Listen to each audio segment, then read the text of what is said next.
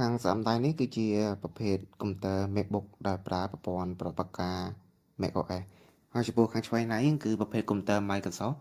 ដែលប្រើប្រព័ន្ធប្រតិបត្តិការ Windows ហើយខ្ញុំប្រើ Windows 11ប្រព័ន្ធប្រតិបត្តិការទាំងពីរនេះដែរគឺវាមានលក្ខណៈខុសគ្នាហើយអ្នកខ្លះគាត់ទម្លាប់ប្រើតែ macOS អញ្ចឹងទៅ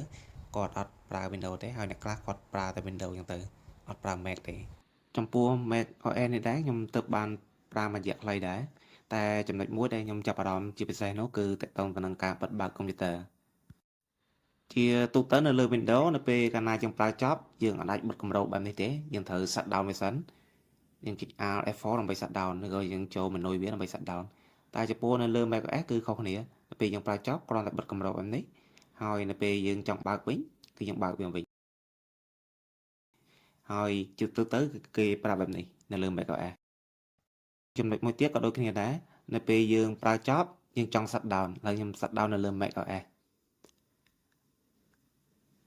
ឥឡូវបន្ទាប់ពីខ្ញុំ shut down ហើយខ្ញុំបិទគម្របវាបិទគម្របដូច Windows អញ្ចឹងបន្ទាប់ពីខ្ញុំបិទហើយគឺខ្ញុំបើកវាបើកគម្របវាតែខ្ញុំអត់បានចុចប៊ូតុងដើម្បីបើកវាទេហើយ Windows ដូចគ្នាគឺខ្ញុំបើកគម្របវាអញ្ចឹងយើងទៅមើលបងប្អូនគ្នាគឺ macOS គឺវាដំណើរការព័ន្ធប្រតិបត្តិការវាដោយខ្លួនឯងគឺវាបើកកុំព្យូទ័រដោយខ្លួនឯងចំណុចនេះក៏ជាចំណុចពិសេសមួយដែរដែលខ្ញុំចាប់អារម្មណ៍ទៅលើ macOS ហើយវាបើកអូតូបែបនេះគឺចាប់ពី MacBook Pro 2016ឡើងចំពោះ MacBook Pro 2015គឺយើងត្រូវចុចប៊ូតុងបើកធម្មតាទើបវាដំណើរការ